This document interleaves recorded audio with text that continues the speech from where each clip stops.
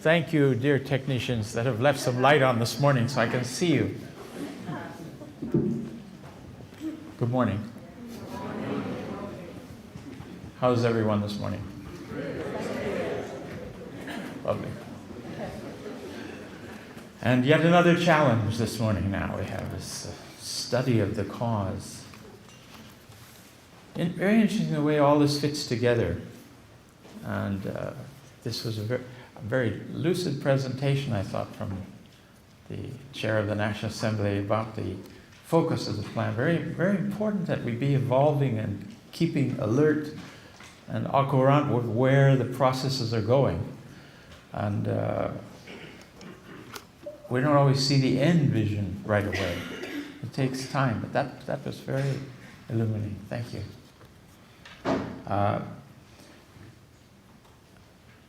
I can only repeat what I mentioned to you before, that my own understanding of what I'm doing, I'm kind of, some people say old school, the old way of doing things.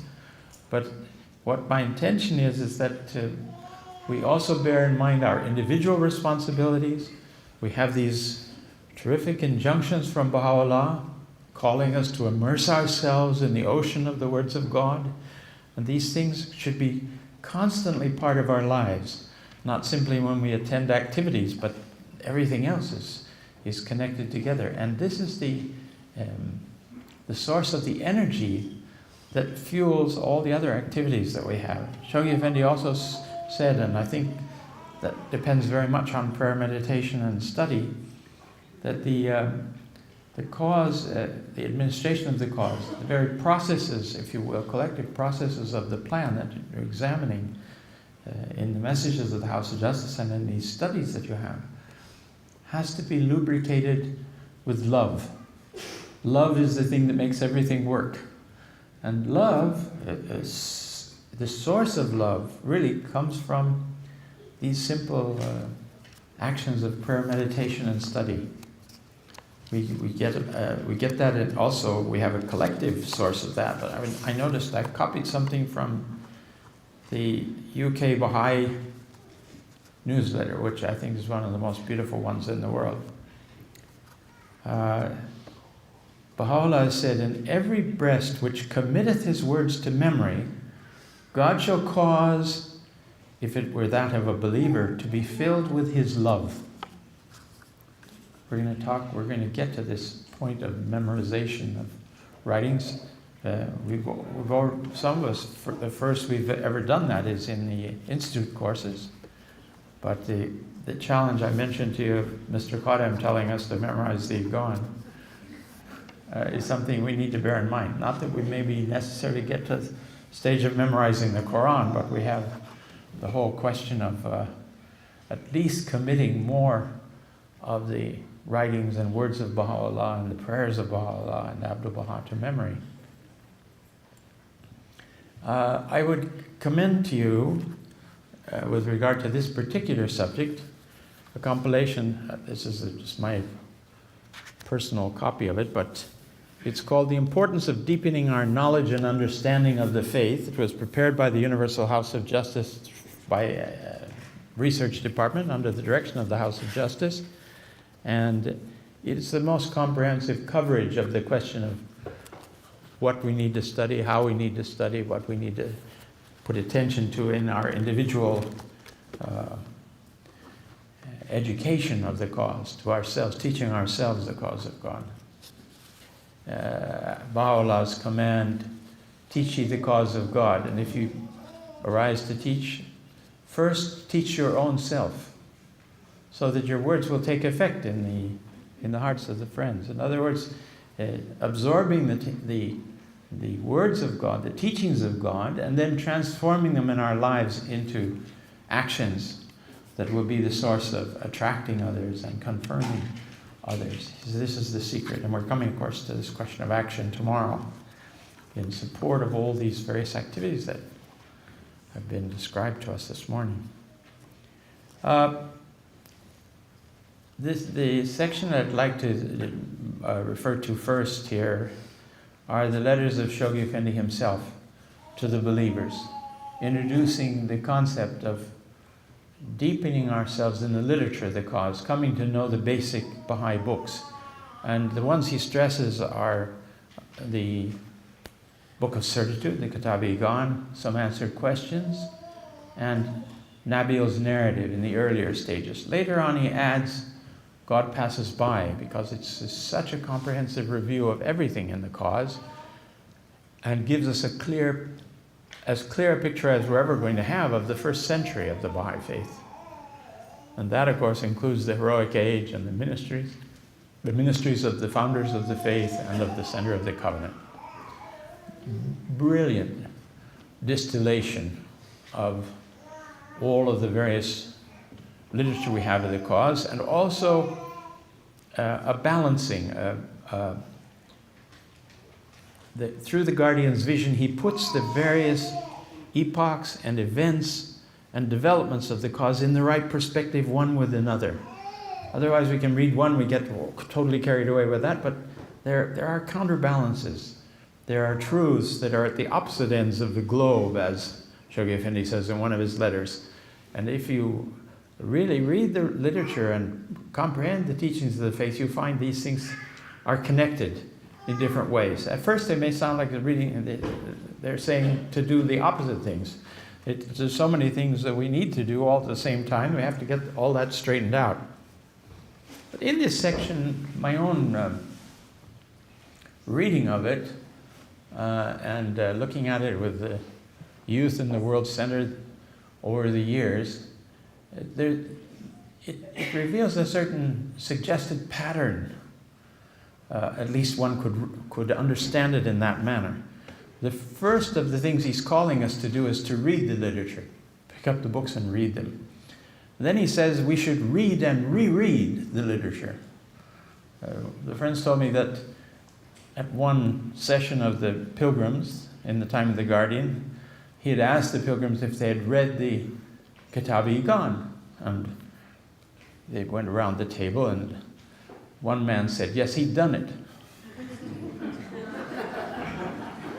Shoghi Effendi didn't say anything, but the next pilgrim group, he said, I asked the friends about if they had read and were studying the Kitab-i-Gan. And he said, one man, I can confess he was a Westerner, he was an American, said that he'd done it. And Shoghi Effendi said, you can't do the Igan, it doesn't ever finish, you know.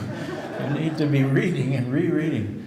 So just in case you say, well, I already read the Igan when I was a youth, and now I'm an adult, and I've done that. No, not quite. We have to come back. We're a new creation almost every minute, if you say. God said, Baha'u'llah says in the Tablet of Wisdom, he recreates creation. It's recreated from instant to instant, so fast that you don't know it's being recreated. And you're in the process of immense possibilities, potentials, and developments. And so after a week, after a year, after being tested by the other believers, after being tested by God, after being tested by your own silly mistakes, you come to a greater understanding of the text. Your vision broadens. So you want to revisit it. I think I was just hearing people saying that we're rereading something the other day, and they said the Igan happened to be. They said every time we read it, we find passages that we've never seen before. We know we've read it before, and we know we've studied it before, but new things come out.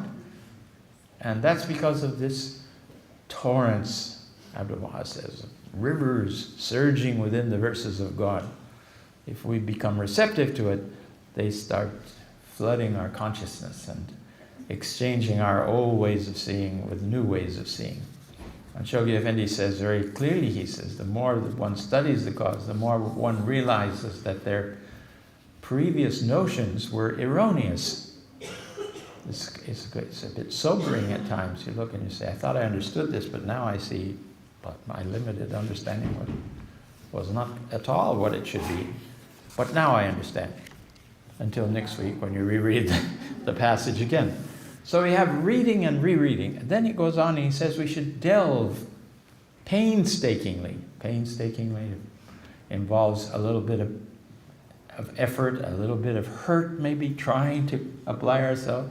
It means finding a space in our day to turn our thoughts and attention, besides just reading, to the prayers of the faith, to study the literature, and perhaps we need to systematize that in a way so we can gradually work through these basic books along in our own spiritual lives and vision. Read, reread, delve painstakingly. Then he says we should digest the contents of these major books. That takes a lot of chewing. It takes a lot of effort, phrase by phrase. Personally, in my life, I found that it was often important to have notebooks or different sections in the same notebook to take down notes. Something about the soul, something about immortality, something about vision of the future, whatever it is that attracts you, take out those verses and put them down, write them down. The very fact that you identify them, that you then write them and keep them, reread them yourself, is a very important kind of process of individual study. After digestion, then Shoghi Effendi says that the friends must master the contents of these books, upping the ante, if you will. So we have rereading, reading, rereading, delving, digesting, mastering, and finally, at the final stage, he says, and the friends should commit passages of the holy writings to memory. And that carried to the ultimate of Mr. Khadim saying, memorize whole books, I know we had a wonderful friend from Iran who was heading the archives department, taking care of the texts of the faith. And she'd memorized, in Arabic, had memorized the Kitab-i Aqdas. And she was not alone in that. There was a class in Iran, and they did that. It all sounds a bit impossible to us in the West. We're not so used to that. Although I think physicians, those studying medicine, have to learn so many terms of anatomy and physiology that they have already prepared themselves in a certain way to try to hold on, to memorize these various verses. So that's that. Now, I mentioned to you that Mr. Olenga had it stressed by the guardian to him how important it was to study the talks of Abdu'l-Baha, to absorb those talks and the approach that he had in teaching. And Abdu'l-Baha, when we look at his the collected talks and everything, we see there was a terrific reasoning process going on. He said what we say should be rational. It should be supported by proofs. This particular compilation of the House of Justice, they've translated a number of new passages of Abdu'l-Baha with respect to gathering the proofs. Not only is this important for the effect of your teaching on others, but the effect it has on your own self, of straightening out, of combing your own understanding of the faith, making it properly balanced. This is from a newly translated tablet at that time. When your hearts are wholly attracted to the one true God, you will acquire divine knowledge. You will become attentive to the proofs and testimonies, and will commit to memory the glad tidings concerning the manifestations of the beauty of the All-Merciful, as mentioned in the heavenly scriptures. Then ye shall behold how wondrous are his confirmations, and how gracious is his assistance.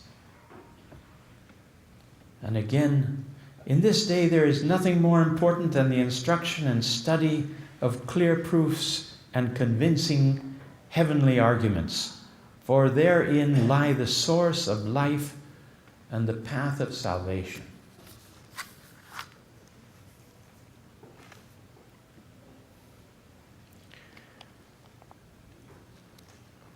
The besides those central books, there is a great emphasis in this particular compilation and in a number of passages that I know about the hidden words of Baha'u'llah. Very useful because it's transportable.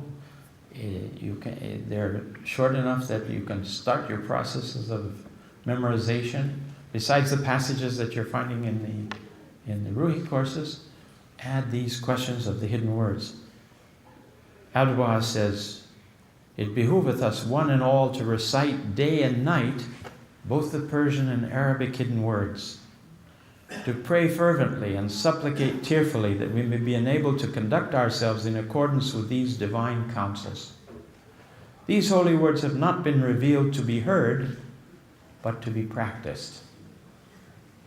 Again, back to this concept of reading the holy writings should result in action. We should memorize the hidden words, Abdu'l-Baha's admonition to us. Follow the exhortations of the incomparable Lord, and conduct ourselves in a manner which befitteth our servitude at the threshold of the one true God. In another place he says, "Be assured in thyself that if thou dost conduct thyself in accordance with the hidden words, revealed in Persian and in Arabic, thou shalt become a torch of the fire of the love of God, and an embodiment of humility, of lowliness, of evanescence, of selflessness." And finally, the hidden words is a treasury of divine mysteries. When thou ponderest its contents, the doors of the mysteries will open. What wonderful promises he has here. He goes on to, Abdu'l-Baha himself was stressing the major book of tablets after the Kitab-i-Aqdas, the importance of reading the Tarazat, the Kalamat, the Tajaliyat, Ishraqat. All these are things that are there. Gradually one wants to make a personal study plan, I think, to move from tablet to tablet and review these things. Finally, he says there are certain pillars which have been established as the unshakable supports of the faith of God. The mightiest of these is learning and the use of the mind, the expansion of consciousness and insight into the realities of the universe and the hidden mysteries of Almighty God. Some of you recall a marvelous passage from Abdu'l-Baha where he speaks about God being the author of two books. Two books? You know, there's a lot in the bookstore, but he talks about two books. One, he says, is the book of Revelation. And the other, he says, is the book of the universe, the book of the open tablet of existence. And God has created, revealed, and sustained both processes. And he says they are in full accordance the one with the other. The physical world, the outer universe, the creation of itself, is the mirror image of the higher kingdom. And the revelation of God is the manifestation from the higher kingdom to us. He says, when you read the verses of the book of Revelation, you will penetrate the significances and meanings of the book of creation, the outer book of existence. And when you read and study the book of creation, that is your own education and your process of scientific learning and so on, that will give you insights into the book of Revelation. There's this balance. It's like back to the civilization has both science and religion to cause it to soar and sail. So you want to balance these two and realize that they interact with each other. And if there's any point where one of them contradicts the other, well, we see that in the history of religion, the prophets have made pronouncements that it took a while for humanity to catch up with. And we kind of have to look at the sciences we study in those lights to understand, for instance, the conundrum in science about the missing link, searching for the missing link. Abdu'l-Baha says it will never be found. So I don't know if I'd want to dedicate all my university studies to trying to find it. You know, there are certain things that suggest to us one career or another career of study from looking at the writings. How many times the parents and youth ask about what should our children study? What's important to study? And I think we need to examine the writings and see where things are going, what have been suggested. When we see universal language, right, there's an area of terrific application. The learning about auxiliary languages, following the processes, the history of that, and thinking about defining maybe a newly created language, all that's going on out there, and something the Baha'is could take part in. Another thing is that he says there should be fresh water delivered to every person that lives on the planet, all of the villages everywhere in the world.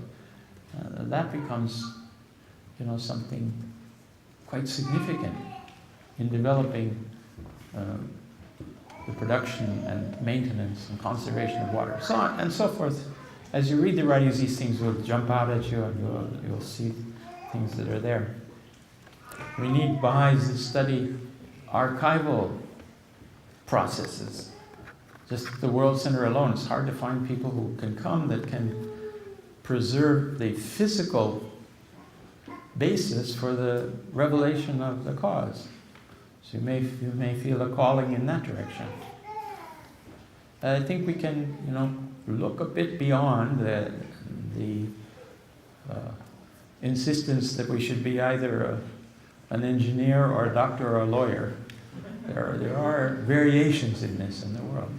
And actually the medicine, while it's very important, has become very politicized in the world in different ways.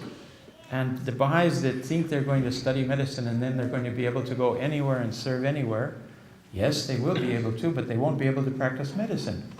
You get a degree here or in the United States, and when you go abroad, they won't recognize you because they're jealous of the capacity of these nations to have produced sound medical practitioners, and they don't want the competition.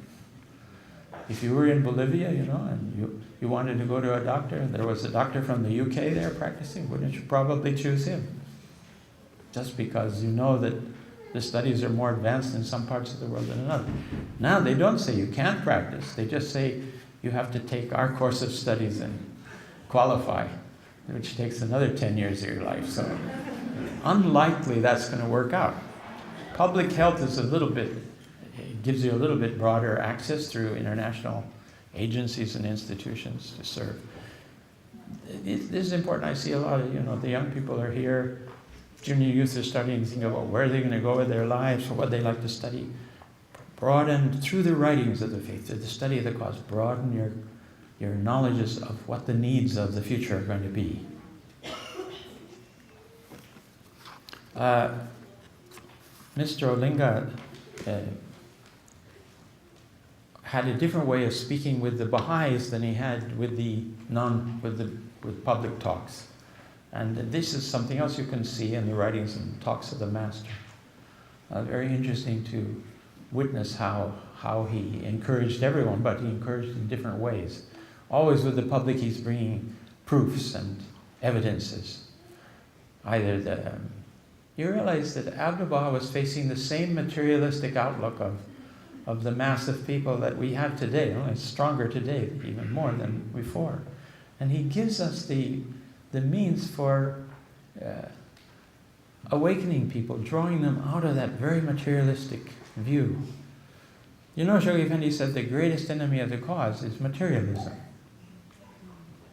That is the greatest enemy. Why is that? Because having been raised in this very materialistic outlook on life, people don't see the importance of religion. And then if they take a careful look at the existing religions, of course they get turned off by all the negative elements. Why has Baha'u'llah come? He's come because the old religions have all been corrupted and changed, altered from what they were originally. Abdu'l-Baha says people are holding to superstitions and false ideas. Actually, sometimes it's easier to speak with the atheists than it is with followers, fanatical followers of other religions, simply because they're on a sounder basis.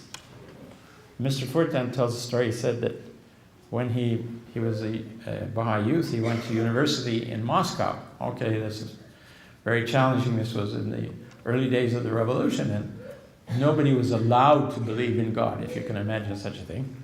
It was just impossible to ever reveal such a thing or have such an idea in your head. And he had a roommate with him that became suspicious of him. That he had his quiet moments, he was very silent, quiet, and he had a certain joy present in his life and in his outlook. So one day the roommate challenged him. He said, "You believe in God, don't you?" Mr. Furtan very wisely said, "I don't believe in the God that you don't believe in." Which is exactly the case of the atheists, What they think is God, or what they think people think is God, we don't believe that either. We have a whole different approach. Now, the study of the definition of what knowledge of God is, what are the characteristics of the Creator and of creation that would give you confidence in the existence of God without being able to encompass and know directly the source of divinity itself, are all covered in Abdu'l-Baha's talks and in the teachings of the faiths. Very important for us to absorb these things. How can we attract thinking people if we don't know the teachings? Abdu'l-Baha states it very clearly. He says, how can the poor give to the poor? The whole idea, if you're going to offer a spiritual offering to people, you have to possess it yourself. You have to have absorbed it. You have to have digested it. You have to have mastered it. You have to have memorized it, so to speak. He gives us a whole program, if you will, of how we should approach this dimension of these four challenges. I want to, in this light, switch themes a little bit and quote to you from a marvelous letter of Shoghi Effendi to a Baha'i youth. He says the problem, this was written in 1935, way back, the problem with which you are faced is one which concerns and seriously puzzles many of our present-day youth. How to attain spirituality is indeed a question to which every young man and woman must sooner or later try to find a satisfactory answer. It is precisely because no such satisfactory answer has been given or found that the modern youth finds itself bewildered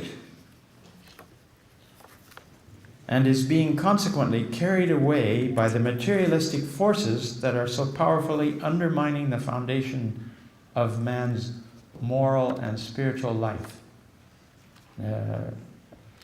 Questions are rising in the school and that we're facing in all of our dealings with junior youth and everything, but questions of chastity and moral behavior and so on. Again, materialism has removed all the constraints. And speaking with the animators in California, they were saying that one of the main challenges they have in dealing with junior youth is the influence of the outer society on all these youth in questions of morality and sexual behavior. And all the songs that say love is the way, but love is the way they interpret in sexual terms. So it's very confusing to our young people. And we have to come up with these marvelous teachings and advices which tend to hold the youth within a spiritual pattern. Indeed, the chief reason for the evils now rampant in society is the lack of spirituality. The materialistic civilization of our age has so much absorbed the energy and interest of mankind that people in general do no longer feel the necessity of raising themselves above the forces and conditions of their daily material existence. And friends, I think we all realize how that threatens us too, because the constant view of life, the way society deals with it, the way the media deals with it, the news we receive, the literature and novels that we might read, if you have any time left after engagement with the activities of the planet. All these things keep telling us life is something other than what the writings tell us. So we need to be refreshing ourselves constantly. The universal crisis affecting mankind is therefore essentially spiritual in its causes. The spirit of the age, taken on the whole, is irreligious. Man's outlook on life is too crude and materialistic to enable him to elevate himself into the higher realms of the spirit. We realize that's what we're about. The whole Hidden Words is to lift us into another way of seeing, is to realize that we have another aspect to our beings, which is veiled and darkened by our attachment to this world, by our attachment to a materialistic outlook, by viewing everything in terms of the best advantage for me, the me generation, so to speak. There are people talking about. Over and over in the writings it says pride, self-love, and passion and desire are the veils that keep the inner reality, our inner reality, from shining forth, from coming into our outer consciousness. We want to change our consciousness from awareness of the materialistic viewpoint of life. We want to transform that into a way of seeing the great spiritual blessings and powers and bounties latent within us, so they start streaming forth. And Abdu'l-Baha says, you should become incarnate light. I was mentioning that to you in the Tablets of the Divine Plan. He says that.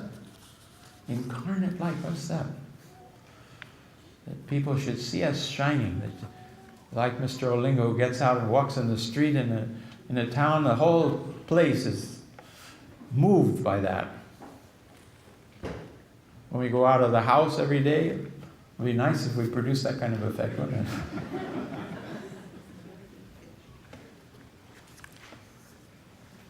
It is this condition, so sadly morbid, into which society has fallen, that religion seeks to improve and transform. For the core of religious faith is that mystic feeling which unites man with God.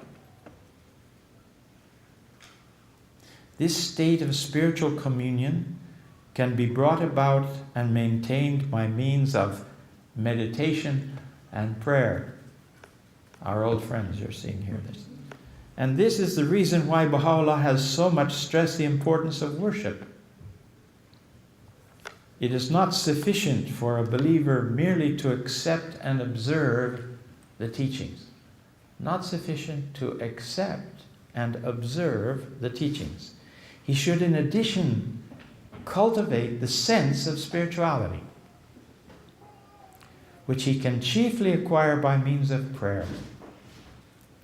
The Baha'i faith, like all other religions, is thus fundamentally mystic in character. Its chief goal is the development of the individual and society through the acquisition of spiritual powers and virtues. It is the soul of man which has first to be fed, and this spiritual nourishment prayer can best provide. And finally he ends with a very strong statement. He says, laws and institutions as viewed by Baha'u'llah can become really effective only when our inner spiritual life has been perfected and transformed. Otherwise, religion will degenerate into a mere organization and become a dead thing. The believers, particularly the young ones, should therefore fully realize the necessity of praying. For prayer is absolutely indispensable to their inner spiritual development. And this, as already stated, is the very foundation and purpose of the religion of God.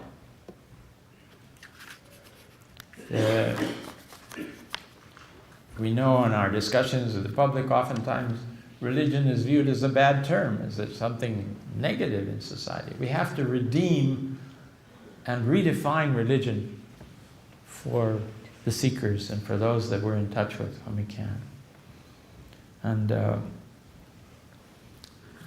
this, Baha'u'llah is telling us, comes principally from a life which includes prayer as its basis.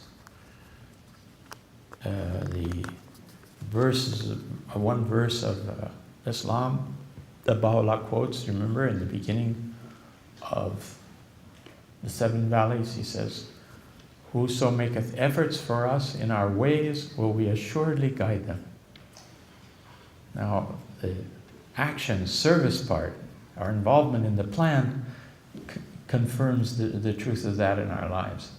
And then we realize more and more the importance of meditation, the importance of prayer, the importance of raising our own individual spiritual vision, spirituality of our own lives, as a basis for remaining energetic and also remaining positive in carrying out the various communal and collective duties that are falling to our lot.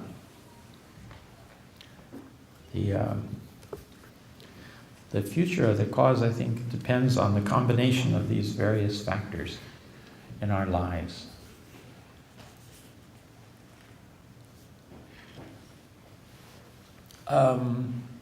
We have a few minutes more, and nothing is right at the top of my mind to want to say to you. Do you have any questions that you want to ask about on this subject, or on either on prayer meditation or on study of the writings that you'd like to have addressed? How valuable is it to pray your own words? I know it's obviously better to use the Baha'i writers or Baha'i prayers. Yes. But did you hear the question? How valuable is it to recite prayers in our own words? Sometimes that can be very effective. There's nothing against it, but the verses of Baha'u'llah where he says, he's revealed the praise of God, the praise wherewith God praises his own self. Because of revelation, those are the words that are most appropriate in prayer. And sometimes our own prayers are limited in scope. So I think it's a question of balance between the two. Sometimes you'll find yourself reaching or just formulating your own words. Oh, God, help me with this thing, or whatever it is that's bothering us. And we should feel able to approach God and speak directly to Baha'u'llah in our meditations and in our prayers. He's there. Where are we? The question. But I think that certainly we don't have such things in our houses of worship nor in our meetings. We should be, I think, magnanimous if we have seekers who are amongst us and they offer prayers in their own words, to be understanding of that process, but to gradually wean them away from such a thing in public gatherings, in devotional gatherings. Devotional gatherings should be focused again on Scripture. Discussion is fine, everything. But that's the way I understand it. I hope that might be helpful. Any other questions? Yes. Thank you very much for your marvelous talks. I think we've all really learned so much from you, so thank you very much. Could you just comment briefly on, in terms of studying the books that you mentioned, like the Igan, could you comment briefly on the value of studying them together, as opposed to just studying them privately, or if there is any value in that? Oh, I think certainly there is value in that. I mean, we all learn from each other and from from either the misunderstandings, the insights we may have on the Scripture. There's certainly no limitation on having study classes on these books together. That House presently urging in smaller groups rather than making a national campaign or something like that. We have the 5-year plan of the House of Justice that we should be doing, but that certainly for individuals who want to be together, or if you find it's easier to study if you read with somebody else or with a small group, they're certainly welcome to do that. I think there's certainly a value in that. studying with people who've studied the book previously and have perhaps a greater sense of the organization and the emphasis that needs to be looked at. I myself always like to take Shoghi Effendi as the guide in studying anything. If he's commented on it, then that's a terrific aid to us. And in God Passes By, he reviews the major contents of the Igon, some 19 points if you look at them and write them out. And then when you're reading the book, put down the paragraph numbers behind those 19 points. That gives you is a terrific aid in study, a focus to be looking for things. Then you identify those major themes and you look at them, and that's easier than sometimes, lulling yourself into a happy state of I've read 10 pages, but I don't remember a thing, that kind of. So you have that challenge. So I think both ways are open to us. And certainly, I know that the House of Justice has encouraged in the American Baha'i community that the guidelines of Shoghi Effendi with regard to summer school content should be kept in mind. We have a balance, that aspects of the plan, which I think is the way the school is planned here is very good, and that we would want to continue to not lose sight of the ocean of the revelation, upon which the ship of the cause of God, the plan of God, the 5-year plan, is sailing. If we don't have any water in the ocean, it's going to hit dry land. And when you have people complaining that, there's so much routine and there's no inspiration, the point is that we have that individual responsibility to bring to the activities, the more organized activities of the faith, it seems to me. Yes, please.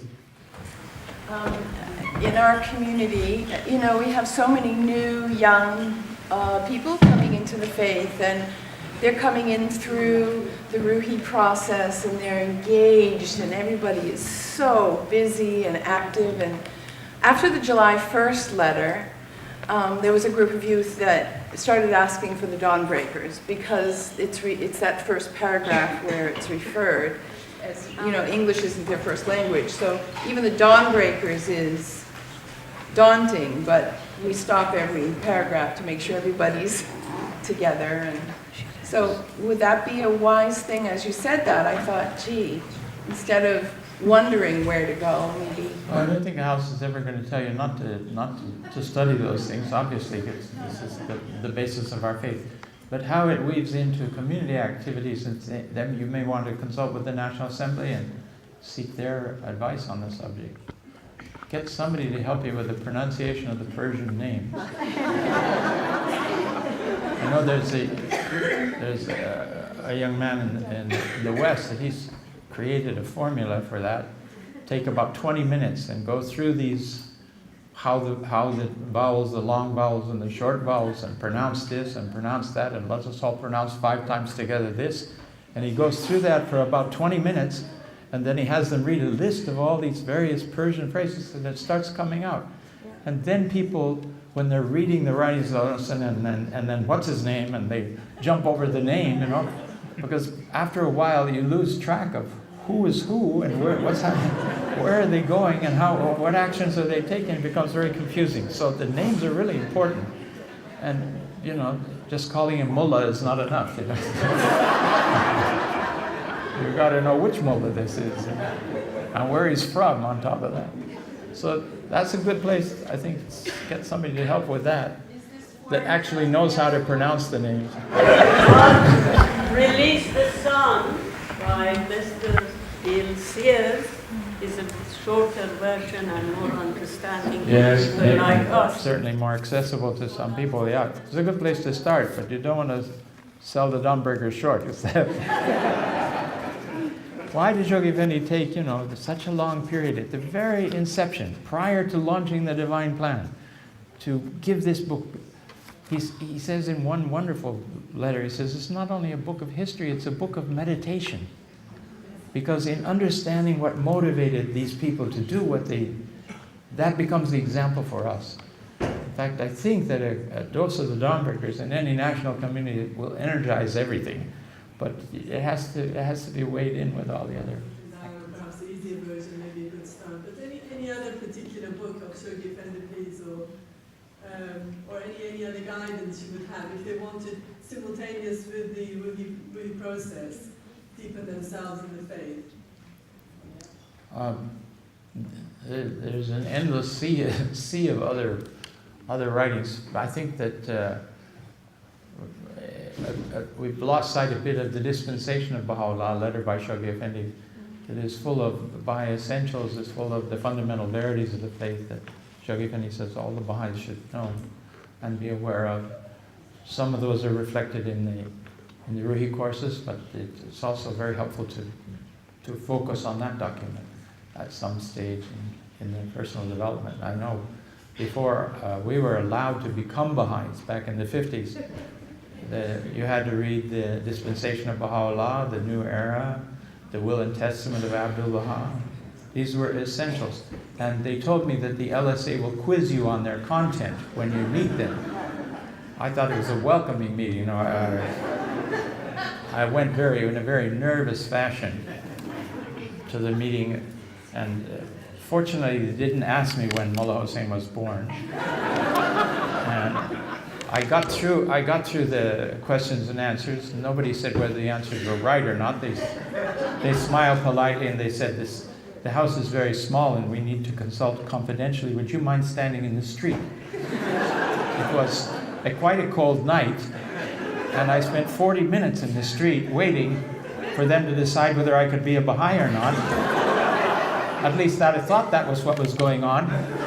And when they invited me back in, the chairman apologized so much. He said, "I'm sorry we took so long. I looked down and I said, well, what's the decision going to be? And he said, but the assembly hadn't met for months and we had a number of small businesses we had to take care of. And we wanted to say the closing prayer with you. You almost lost me, you know. I didn't live too far. I could have gone home." Anyway, friends, it's not quite that difficult to become a Baha'i now. And then that's just getting in the door. Then after that, you have to try to become a Baha'i on top of all of it, you know, which we're just talking about, and which is the subject of tomorrow's consultation. That is prayer, meditation, study, and now action. What kind of action has to result from this? The house has been stressing how all of our study should result in action and movement. This is a fundamental from Abdul Baha's time. You heard what he said about the hidden words are not just to be read, but to be lived. Thank you very much.